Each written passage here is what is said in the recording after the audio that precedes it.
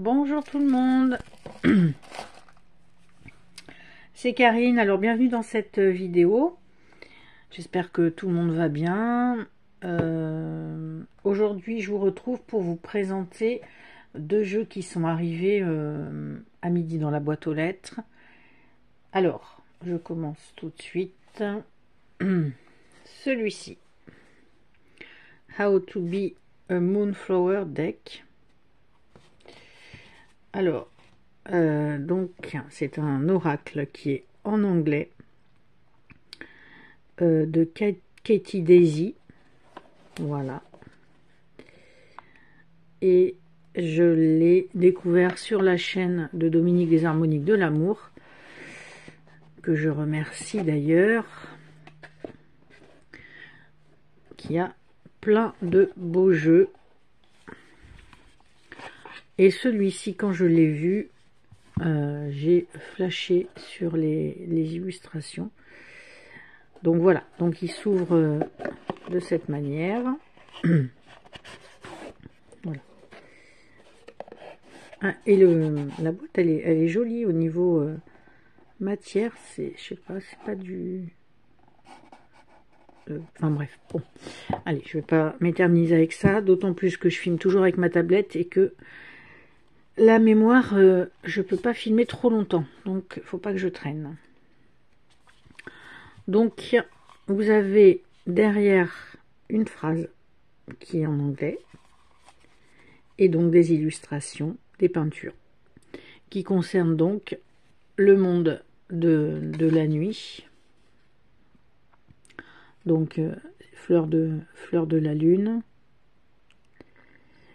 Voilà, la nuit, la lumière de la lune, nous sommes invités à aiguiser nos sens. Enfin voilà. Donc je vous montre. Je crois que j'ai vraiment flashé. Alors je le regarde avec vous là parce que j'étais pas là. J'ai juste ouvert. Et après j'avais un rendez-vous, je suis partie. Donc là je rentre juste. Et j'avais vu des... Quand j'avais eu la présentation sur la chaîne de Dominique, il y avait quelques peintures en fait qui m'ont fait prendre. Voilà. Donc cette illustratrice en a fait d'autres jeux, et puis je crois qu'elle a un site internet, je suis pas allée voir, mais c'est très a priori c'est très cosy quoi, son style. Voilà, ça fait un peu cabinet de curiosité, des choses très très cosy. Alors moi pour l'instant, donc j'ai celui-ci qui pour l'instant me suffit. J'aime bien celle-ci avec la lune, la maison.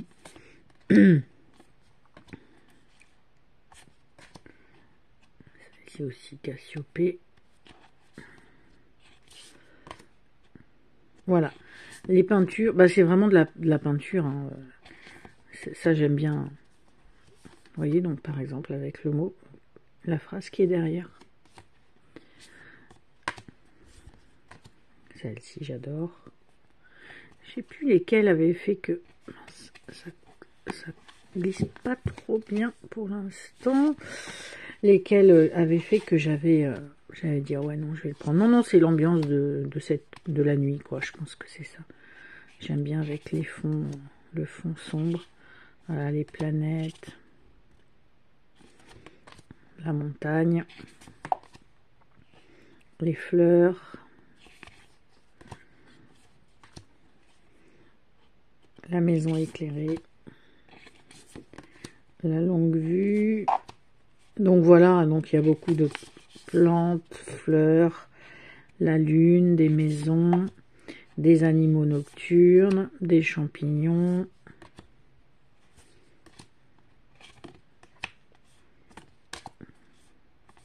des fruits, des paysages, des oiseaux.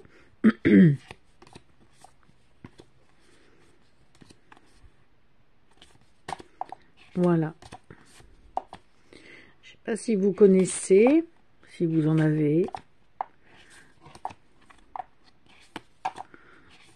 Voilà, puis je trouve que c'est sympa. Hop, vous tirez juste les animaux. Vous tirez juste une carte, puis vous lisez le petit mot qui est la petite phrase qui est derrière.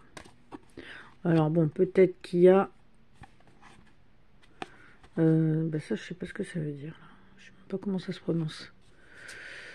Mais ça, c'est pas un souci. Il n'y a pas de guide. Il n'y a que les cartes avec la petite phrase derrière. Donc, pour la traduction, franchement, c'est vite fait. Et puis même sans traduction, les illustrations, on va dire, se suffisent à elles-mêmes pour méditer un petit peu sur la carte. Et, donc voilà, How to be a Moonflower Deck. Et donc j'en avais un deuxième que j'attendais, qui alors est complètement différent. Le Tarot of the Vampire de Charles Harrington, illustré par Greg Maher. Alors c'est un coffret, alors c'est un jeu qui vient de sortir là, il y a peu de temps,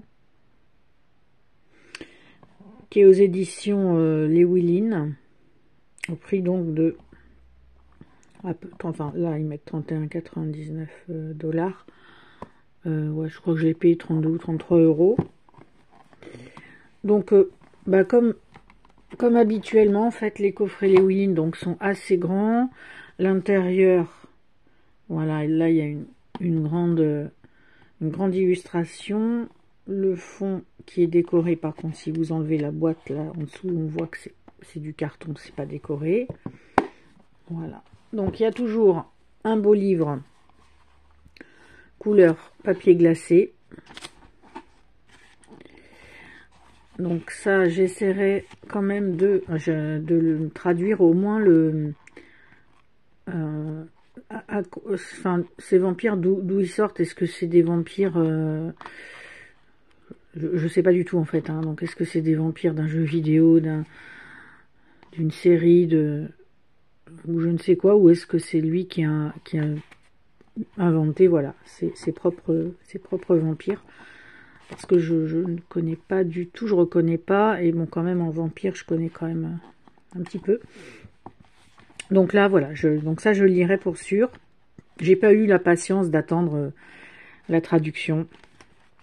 Ça, c'est le problème. Voilà. Donc, une page, la page de gauche, grande illustration couleur, et puis la page de droite, avec les explications. Donc voilà, en anglais, puisqu'il vient de sortir. Je ne sais pas s'il sera traduit, mais bon. J'ai fait ça aussi pour l'Edgar Allan Poe Tarot, pour le Wizard Tarot là, de Barbara Moore, le Celtic Tarot, c'était tous les Willin, j'ai acheté en anglais, puis après ils sortent en français. Je ne vais pas trop faire de doublons, donc voilà. Donc je vais regarder les cartes avec vous. En fait, ce jeu, je l'avais vu par hasard sur les grandes plateformes, donc je l'avais mis de côté à voir. Parce que bon, voilà, après il y en a quand même, j'aime pas tout non plus. Moi c'était les illustrations. Et l'autre jour sur une chaîne anglaise, la personne l'a présenté. Et donc ça m'a décidé, j'ai dit ouais, là je le prends quand il sort, enfin dès qu'il sort en France, je le prends. Le dos est comme ceci. Les tranches sont neutres. La qualité, c'est les Willin, donc hein, c'est assez... il n'y a pas de bordure, ça c'est bien par contre. C'est assez brillant. Voilà. Moi, ça me gêne pas. Parce que c'est, je pense, la qualité, enfin, je veux dire, c'est comment dire, c'est solide. Hein. Donc voilà, les cartes, j'espère que ça va pas couper d'un seul coup. Celle-ci est trop belle. Bon, alors après, oui, comparé au jeu d'avant, bon, ça fait très dessin numérique.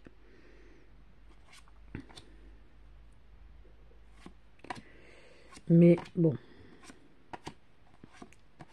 Après, ça va bien avec le jeu parce que, ouais, il y a différentes sortes on va dire, de vampires. Hein. Il y a les vampires Dracula. vraiment le vieux gothique, hein, et puis après il y a le côté vampire plus là, par exemple la saga des Underworld où c'est très moderne et donc voilà, donc je l'avais vu sur la chaîne et ça m'avait décidé, j'ai dit oui, en fait je le prendrai, c'est sûr.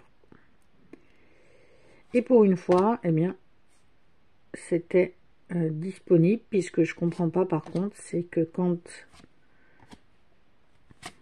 les jeux, bah, par exemple vous avez une sortie, admettons le 10 août, et puis bah, le 10 août quand vous y allez, bah, en fait c'est marqué out of stock, donc c'est pas disponible, avec les jeux notamment anglais, donc je comprends pas. Mais celui-là ça l'a pas fait, il était disponible.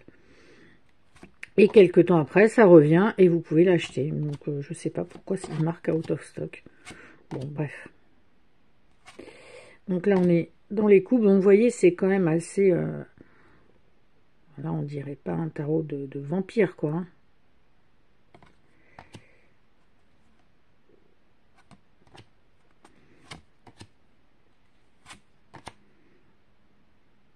Il y a des scènes de vie. C'est pour ça, là. Je pense qu'il va vraiment falloir que je lise des explications. Parce que... 5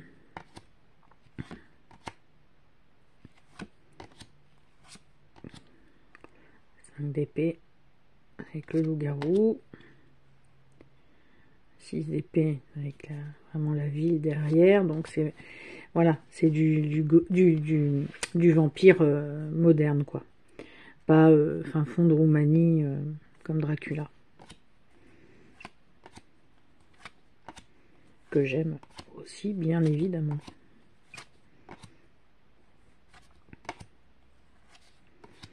Et là, on passe au pentacle.